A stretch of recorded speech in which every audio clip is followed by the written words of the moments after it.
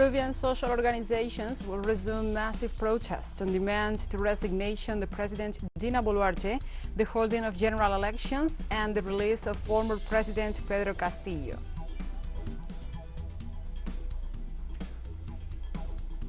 And FIFA announced that the field at the Zurich headquarters will be renamed Pelé in honor of the legendary Brazilian player who died last December 29th. And 19 people were killed in central Somalia and 7 others wounded in twin bombings suspected to have been carried out by the group Al-Shabaab in the city of Mahas.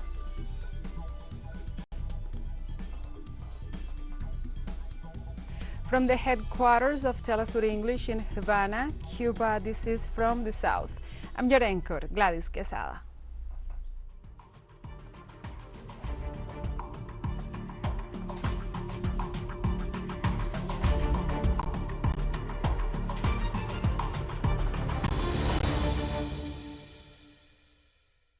On Wednesday, Peruvian social organizations will resume massive protests to demand the resignation of President Dina Boluarte, the holding of early general elections, and the release of the former President Pedro Castillo.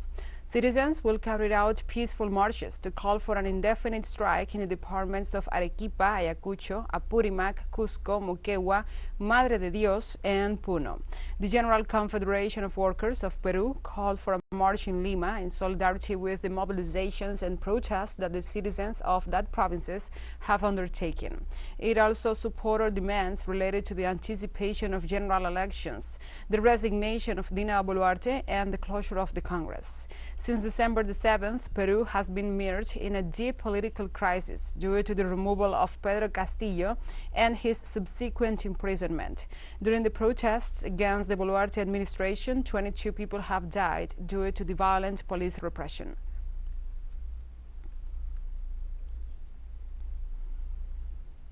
And the head of the Peru's National Intelligence Directorate, Juan Carlos Liendo O'Connor, presented his resignation in a letter sent to the President Dina Boluarte, stating his decision was determined by serious issues that prevented him from properly fulfilling his role.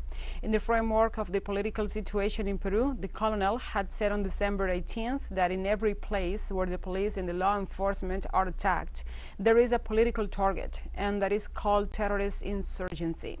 The statement was then disowned or disavowed by Boluarte, who publicly showed her disagreement with these declarations. The Peruvian head of state has already begun actions to substitute him amid massive protests and the question the legitimacy of her government.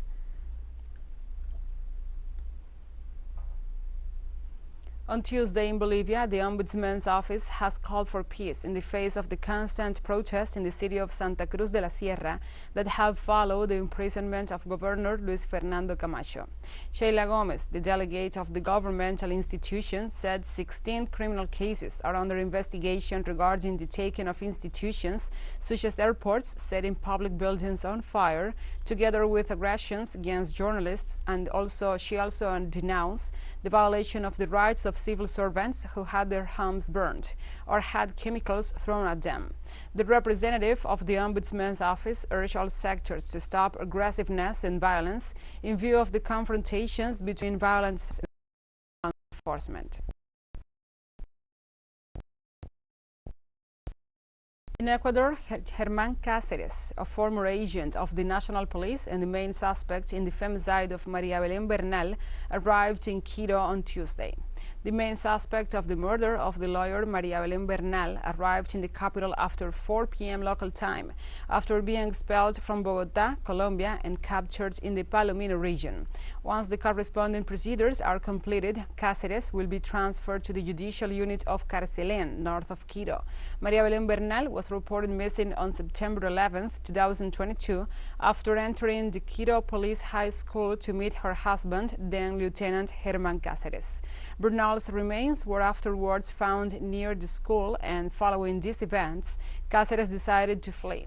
The mother of the victim, Elizabeth Otavalo, assured that the capture of Cáceres is a triumph for the Ecuadorian people.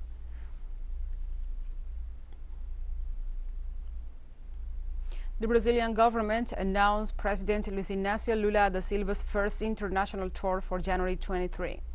The South American nation's foreign minister, Mauro Vieira, explained that the new president will make his first trips to Argentina and Uruguay, while he is expected to travel to the United States and China to boost bilateral relations. During his first official visit to Argentina on January 23rd, da Silva's agenda will be focused on strengthening ties between the two nations.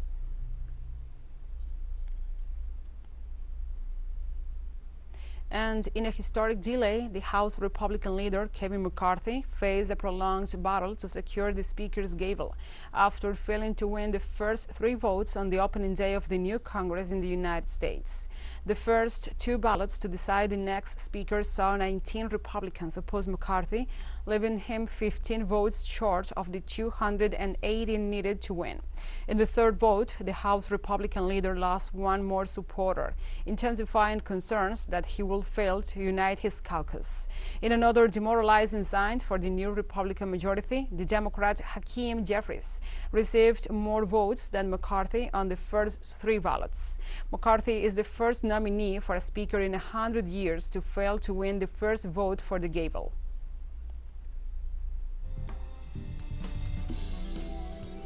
Let's take a short break, but first remember you can follow us on our TikTok account at TeleSUR English, in which you will be able to see news in different formats, news updates and more. Other stories coming up, stay with us.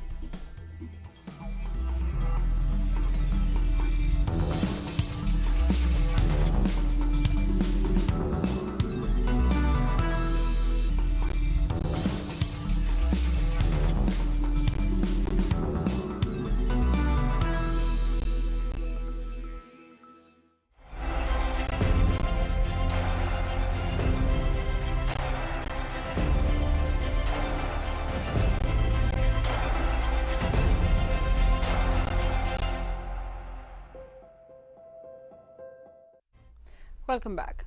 On Wednesday, FIFA announced that the field at the Zurich headquarters stadium will be renamed Pelé in honor of the legendary Brazilian player who died last December 29th. While attending Pelé's funeral at the Santos Vila Belmiro Stadium in Brazil, the president of FIFA, Gianni Infantino, suggested that the 211 associations that are part of the organization must rename at least 1 stadium in each of their countries after the former player who won the World Cup 3 times in Brazil. He also announced that the stadium of the headquarters in Zurich will be renamed Pelé Stadium, as an example to be followed around the world and a tribute from the football community to the Brazilian legend.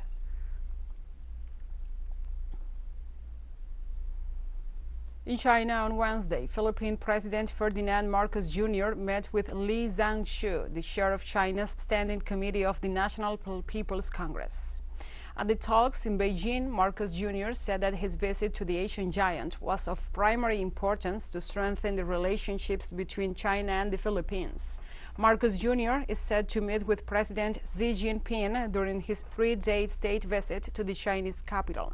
Accompanied by a big business delegation, Marcos stated they would seek cooperation in various areas, including agriculture, energy, infrastructure, trade and investments, and also people-to-people exchanges. He also said they expected to sign more than 10 key bilateral agreements during the visit. China accounts for 20% of the Philippines' foreign trade and is also a major source of foreign direct investment.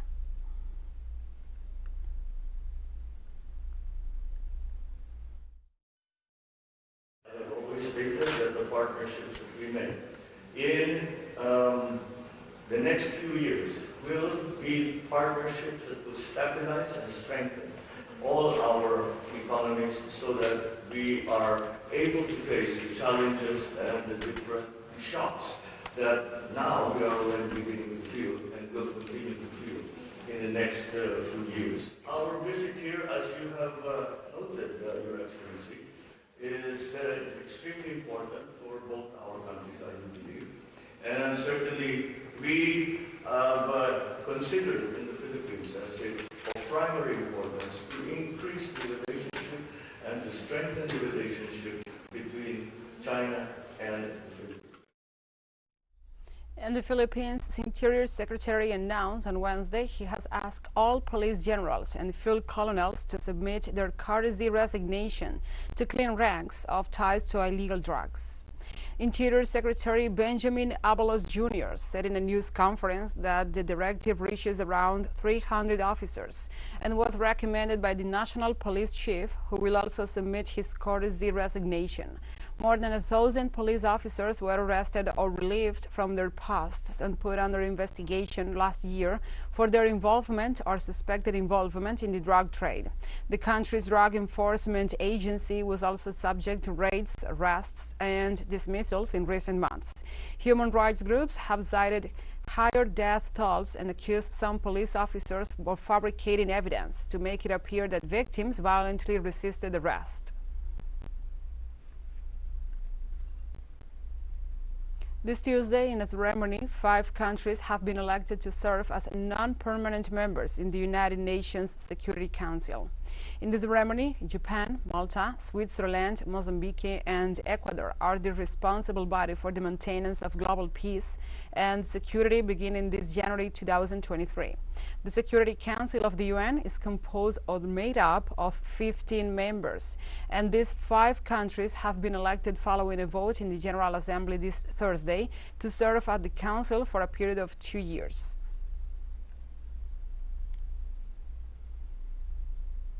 On Wednesday, Japanese Prime Minister Fumio Kishida announced he will visit Washington, D.C. for talks with President Joe Biden to underscore the strength of the Japan-U.S. alliance.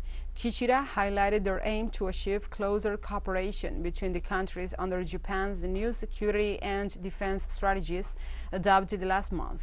The U.S. visit is part of Kishida's upcoming trip to most of the group of 7 countries, which begins on Monday. Japan will host its year's G7 summit in Hiroshima. In the meantime, Kishida also vowed to tackle Japan's dire problem of declining births. The number of babies born in the country last year is expected to fall to a new record below 800,000 as part of a continuous decline. The Japanese Prime Minister also stated his main efforts this year will be put into wage increases, investment promotion, and child care support.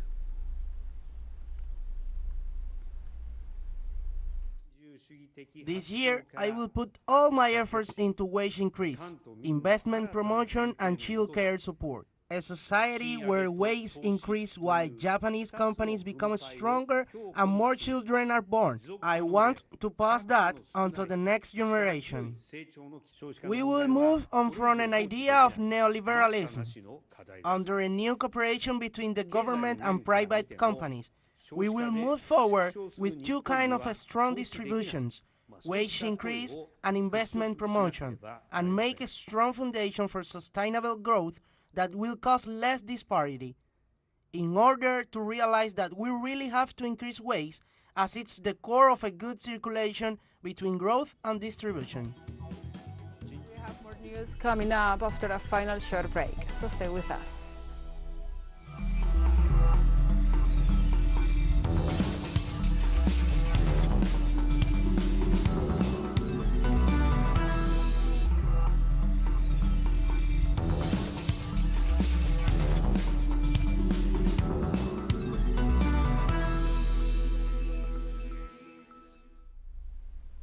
Welcome back to From the South. This Tuesday, 2 helicopters collided, leaving 4 dead on Australia's Gold Coast. The accident occurred around 2 o'clock local time on a sandbank near an Australian tourist hotspot. One of the helicopters was taking a tourist joy flight along Queensland's scenic Gold Coast, with 6 people on board when its rotor blades smashed into the cockpit of the other helicopter that was coming into land with 7 people on board. Between the fatalities were a British couple and one of the pilots. At this stage, we've got 4 people who have tragically lost their lives. Another 3 are in a very serious condition in hospital. The second helicopter coming into land, now that has remarkably managed to land upright, and considering the damage that was done to the front left-hand section of that helicopter where the pilot was sitting, that's been a remarkable achievement. So whilst it has been very tragic that 4 people have lost their lives and many families are mourning this morning, we could have had a far worse situation here, and the fact that that one helicopter has managed to land has been quite remarkable. On Wednesday, Myanmar began a mass release of prisoners, including some political detainees, to mark the 75th anniversary of independence from Britain. The military government said it was pardoning 7,012 prisoners, along with a partial commutation of the sentences of other inmates not convicted of serious crimes. However, the gesture will not include ousted leader Aung San Suu Kyi. 77-year-old Suu Kyi is serving 33 years in prison after being convicted for a series of politically tinged prosecutions brought by the military. These include illegally importing and possessing walkie-talkies, violating coronavirus restrictions, breaching the country's Official Secrets Act, sedition, election fraud, and corruption charges. More than 13,000 prisoners of the 17,000 that have been detained in the last 2 years remain behind bars. And the schools remained closed in Tehran and several other cities on Wednesday as severe air pollution continued to hit Iran. Thick smog has blanketed the capital for more than a week, prompting authorities to urge residents to stay home. The air pollution index stood at 162 on Wednesday, while the air quality is considered satisfactory or poses little or no risk when it is between 0 to 50. Critics have blamed the government for burning mazout, a low-quality fuel oil used in power plants, instead of natural gas. Tehran's air is among the most polluted in the world, and the school closures because of the poor air quality are a regular occurrence. This smog is mostly caused by heavy traffic, as well as factory pollution, and typically worsens during the cold season. On Wednesday, 19 people were killed in central Somalia and 7 others were wounded in twin bombings allegedly carried out by the group Al-Shabaab in the city of Mahas. Mahas District Commissioner Mumin Mohammed Mahalani said the attack targeted houses where government officials leading anti-terror operations in the Hiran region were staying, although only soldiers were inside at the time of the bombing. Most of the casualties caused by the 2 explosive-laden cars were civilians. No group has so far claimed responsibility for the attack, but the suspected Al-Shabaab group has been conducting deadly strikes in the country against government officials and the African Union peacekeepers since 2007.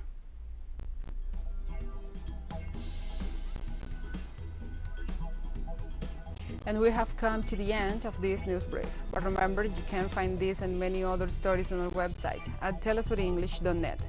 And also, if you feel so inclined, please join us on social media for all the latest news. We are on Facebook, Twitter, Instagram, Telegram, and TikTok.